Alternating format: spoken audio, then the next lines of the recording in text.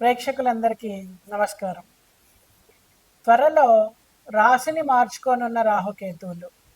మరి 2 రాశుల వాళ్ళకి 18 నెలలు అష్టకష్టాలు. మరి కొన్ని పరిహారాలు పాటిస్తే వాటి నుంచి బయటపడొచ్చు. అవేంటో చూద్దాం. జ్యోతిష్ శాస్త్రంలో నవగ్రహాల్లో రాహుకేతువుల్ని ఛాయాగ్రహాలు అంటాం. ఈ గ్రహాలు దుష్ట గ్రహాలు. రాహువు నలుపు రంగు, కేతువు తెలుపు రంగుగా జ్యోతిష్ శాస్త్రంలో పేర్కొన్నారు. మరి రాహుకేతువులు ఎల్లప్పుడూ కూడా తిరోగమన దిశలోనే ప్రయాణిస్తూ ఉంటాయి. ప్రతి 18 నెలలకు ఒకసారి తమ స్థానాన్ని మార్చుకుంటూ ఉంటాయి. త్వరలో మే 18వ తేదీన జ్యోతిష్ శాస్త్రం ప్రకారము రాహుకేతువులు తమ రాశిని మార్చుకోబోతున్నాయి. మరి ఈ రాశి మార్పు వలన అన్ని రాశులు పైన ప్రభావం ఎలా ఉంటుంది? కొన్ని రాశుల వారికి లాభాలను తెస్తే మరికొన్ని రాశులకు నష్టాలు తెస్తుంది. మరి ఈరోజు రాహుకేతువుల కష్టాలు పడే రాశులు ఏంటో తెలుసుకుందాం. నవగ్రహాల్లో రాహుకేతు గ్రహాలు నీడ గ్రహాలు. శనీశ్వరుడు ఆదేశానుసారం శనీశ్వరుడి ఆదేశానుసారం మనుషులు చేసే కర్మలకు తగిన శిక్షలను ఇస్తూ ఉంటాయని జ్యోతిశాస్త్రం పేర్కొంది. మరి రాహుకేతు గ్రహాలు 18 నెలలకు ఒకసారి రాశిని మార్చుకుంటూ ఉంటాయి. ప్రస్తుతము మీనరాశిలో ఉన్నాడు, కన్యా రాశిలో కేతు ఉన్నాడు. కాగా 18 మే 2025 రాహు శనీశ్వరుడు అధిపతి అయినటువంటి కుంభరాశిలోకి అడుగు పెడుతున్నాడు. ఇక్కడ 18 నెలల పాటు ఉంటాడు. అదే సమయంలో కేతువు సూర్యుడు అధిపతి అయినటువంటి సింహరాశిలోకి అడుగు పెడుతున్నాడు. ఇక్కడ 18 నెలల పాటు ఉంటాడు. మరి ఈ గ్రహాల సంచారంతో మనకి మొత్తం రాశుల పైన తీవ్రమైనటువంటి ప్రభావం ఏర్పడుతూ ఉంటుంది. రాహుకేతువుల ప్రభావం వల్ల శారీరక ఆరోగ్య, మానసిక, కుటుంబ సంబంధాలు, కర్మ, విధి వంటివి ఎంతో ప్రభావితం అవుతూ ఉంటాయి. మరి కొందరిపైన చెడు ప్రభావం చూపిస్తే మరికొందరికి అదృష్టాన్ని తీసుకొస్తుంది. అయితే ఏ రాశులపైన రాహుకేతు చెడు ప్రభావం చూపిస్తుంది, పరిహారాలు ఏముంటాయి అనేది ఇప్పుడు తెలుసుకుందాం. రాహుకేతువులు తిరోగమన దిశలో అంటే వ్యతిరేక దిశలో ప్రయాణిస్తాయి. మే 18న రాశిని మార్చుకున్న తర్వాత రాహుకేతువులు డిసెంబర్ 5వ తేదీ 2026 వరకు ఈ రాశిలోనే ఉండనున్నారు. దీంతో మనకి ఏ రాశులకి లాభాలు, ఏ రాశులకి కష్టాలు? సరే, ముందుగా ఏ రాశులకి లాభమో చూద్దాం. రాహుకేతువులు 2025 మే 18వ తేదీ తమ రాశిని మార్చుకోవడం వలన మీన, కన్యా రాశుల వారికి ఎంతో మేలు జరుగుతుంది. దాదాపు 18 నెలల పాటు పడిన కష్టాల నుంచి ఉపశమనం పొందుతారు. మీన, కన్యా రాశి వారికి ఆదాయం పెరిగేటువంటి అవకాశం ఉంది. జీవితంలో అనేక సమస్యలు తగ్గుముఖం పడతాయి. అంతేకాదు ఆరోగ్యపరంగా కూడా చాలా బాగవుతుంది. ఆర్థిక పరిస్థితి మెరుగుపడుతుంది. వ్యాపారస్తులు పెట్టినటువంటి పెట్టుబడుల నుంచి లాభాలు అందుకుంటారు. మంచి గుర్తింపు, పేరు, ప్రతిపత్తి, సంస్కారాలు అన్నీ లభిస్తాయి అన్నమాట. మరి ఏ రాశుల వాళ్ళు జాగ్రత్తగా ఉండాలి? కుంభరాశి వారు రాహు మే 18న కుంభరాశిలోకి ప్రవేశిస్తున్నాడు. కాబట్టి ఈ రాశికి చెందినటువంటి వ్యక్తులు ఏడాదిన్నర కాలం అనేక ఇబ్బందులను ఎదుర్కోవాల్సి వస్తుంది. ఏదైనా నిర్ణయం తీసుకునే ముందు 1కి 10 సార్లు ఆలోచించాలి.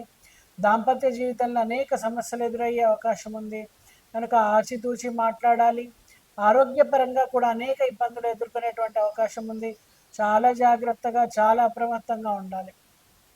మరి సింహరాశి, ఈ రాశికి చెందిన వ్యక్తులు కూడా కేతు ప్రభావానికి గురి అవుతారు. 18 నెలల పాటు చేసే ప్రతి పనిలో అడ్డంకులు ఏర్పడుతూ ఉంటాయి. వీళ్ళు చేసే ప్రతి పని ఆచితూచి అడుగు వేయాల్సి ఉంటుంది. ఆరోగ్య సమస్యలు తలెత్తుతాయి. ముఖ్యంగా ఎముకలకు సంబంధించినటువంటి సమస్యలతో ఇబ్బంది పడేటువంటి అవకాశం ఉంది. మరి నివారణ చర్యలతో కొంతవరకు ఉపశమనం ఉంటుంది. రాహుకేతు మంత్రాలను పఠించడం.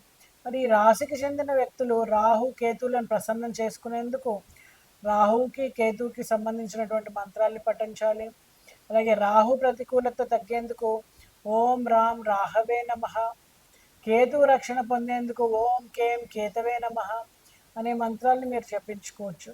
అలాగే మూల మంత్రాన్ని మీకు జపం చేయించుకోవచ్చు మీ పేరు పైన. అలాగా రాహుకేతుల ప్రభావం నుంచి కొంతవరకు మీకు ఉపశమనం లభిస్తుంది. అలాగే రాహుకేతు సంబంధితమైనటువంటి ఉలవలు ఇలాంటి వస్తువుల్ని మీరు అన్నదానానికి డొనేట్ చేయడము, అలాగే గురువుని ఆశ్రయించి తగిన ఉపశమనాన్ని పొందడం, వీటన్నిటి ద్వారా కూడా మీకు ఈ రాహుకేతువుల నుంచి వచ్చేటువంటి చెడు అనేది తగ్గి ఉపశమనం లభిస్తుంది. ఇవన్నీ కూడా పాటిస్తారని ఆశిస్తూ, మీకు కనుక మీరు ఈ రాశి వాళ్ళ సింహరాశ, మీరు కుంభరాశ, కింద కామెంట్ రూపంలో మెసేజ్ చేయండి. మరిన్ని పరిహారాల కోసం సంప్రదించండి. నమస్తే. మేషరాశి వారికి ఎలా ఉండబోతుంది ఈ వీడియోలో చూద్దాం. మేషరాశి అనగానే భరణి రిపీట్ మేషరాశి అనగానే అశ్విని 4 పాదాలు, భరణి 4 పాదాలు, కృత్తిక 1వ పాదం వారు ఈ రాశి వారిగా పరిగణించబడతారు. అలాగే మీ పేరు కనుక చూ, చే, చో, లా, లీ, లు, లే, లో, ఏ అనే అక్షరాలతో కనుక మొదలైనట్టయితే ఈ రాశి ఫలాలు మీకు కూడా వర్తిస్తాయి. మరి మే నెల వారి మనము రాశి ఫలాలు చూసినట్టయితే 2025 ప్రకారము మీకు ఈ నెలలో అనేక రకాలైనటువంటి కొత్త ఫలితాలు అనుభవించబోతున్నారనమాట. గత నెలలో కంటే ఈ వృత్తి రంగానికి మీకు ఎక్కువ రిపీట్ వృత్తి పరంగా చూసినట్టయితే మీకు ఎక్కువ ఫలితాలు ఉంటాయి. అయితే ఇక్కడ వృత్తికి సంబంధించినటువంటి అధిపతి 12వ ఇంట్లో ఉన్నాడు. సాధారణంగా చెప్పాలంటే ఇక్కడ శని స్థానము లాభదాయకం కాదు అని చెప్పొచ్చు. వ్యాపారంలో నిమగ్నమైన వారికి ఈ నెల కొంచెం సామాన్యమైన ఫలితాలు ఉంటాయి.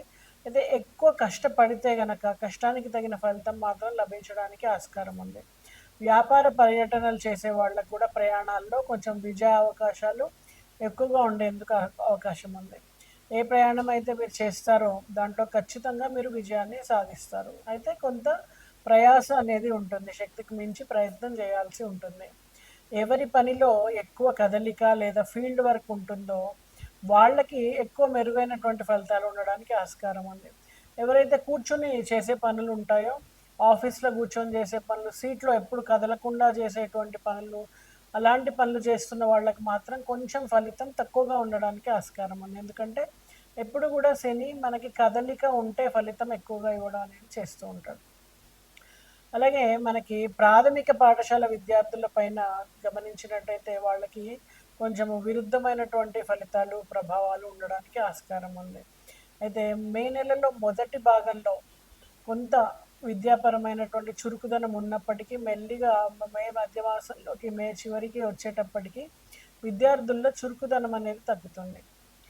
మీరు కొంచెము ఏదైనా చదివిన తర్వాత ఇంకో ప్లేస్లో కూర్చొని చదవడం, లేదా ప్లేస్ మారుస్తూ కొంచెం కొంత పోర్షన్ చదివిన తర్వాత ఆపి మళ్ళీ మొదలుపెట్టి చదవడం, ఇలాంటి ప్రయత్నాలు చేయడం ద్వారా ఈ కదలిక అనేది ఉన్నప్పుడు మీరు మెల్లిగా దాంట్లో పుంజుకోవడానికి ఆస్కారం ఉంటుంది.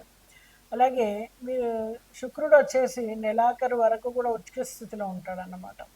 అయితే 5వ ఇంటికి అధిపతి అయినటువంటి సూర్యుడు ఈ నెలలో శుక్రుడి యొక్క సంచారం కారణంగా మొదటి అర్ధ భాగంలో కూడా మనకి ఎలాంటి ఫలితాలు ఇస్తున్నాడు అంటే గౌరవప్రదమైనటువంటి వ్యవహారాలు మీకు అందుతాయి.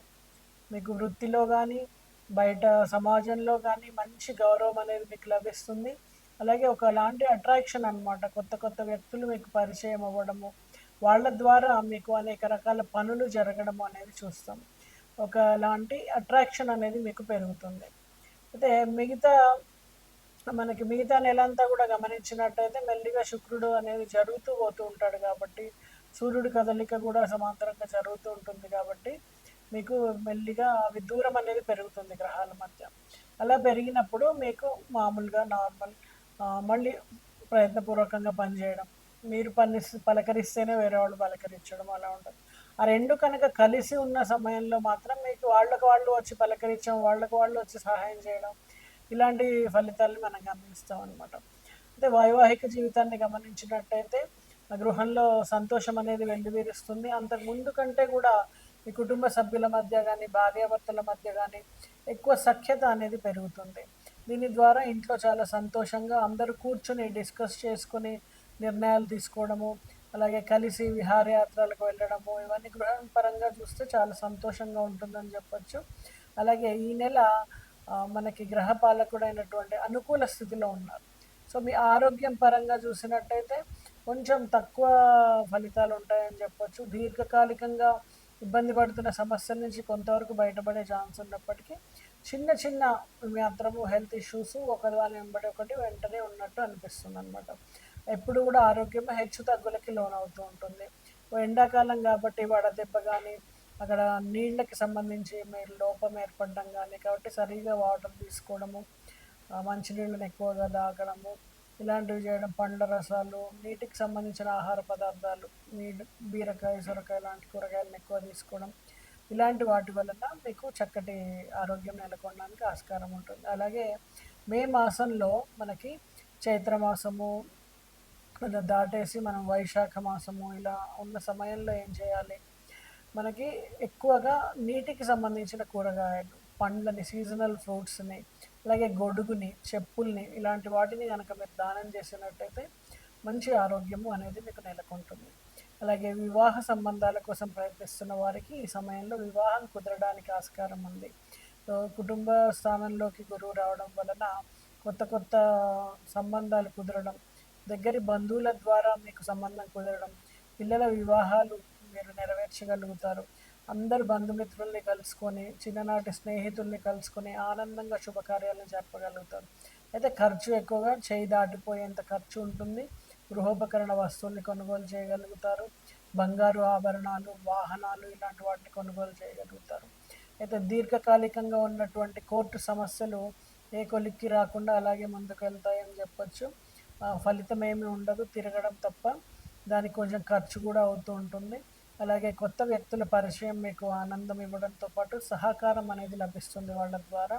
అయితే ప్రయాణాల విషయంలో మాత్రం కొంచెం జాగ్రత్తగా ఉండాలి.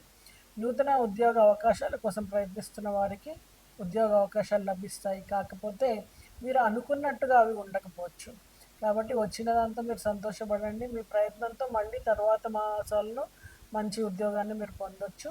మరి ఈ రాశి వారు ఎలాంటి పరిహారాలు చేస్తే మీకు ఇంకా బాగుంటుంది అంటే, మీరు ఈ నెలలో అసలు బెల్లాన్ని తినకండి.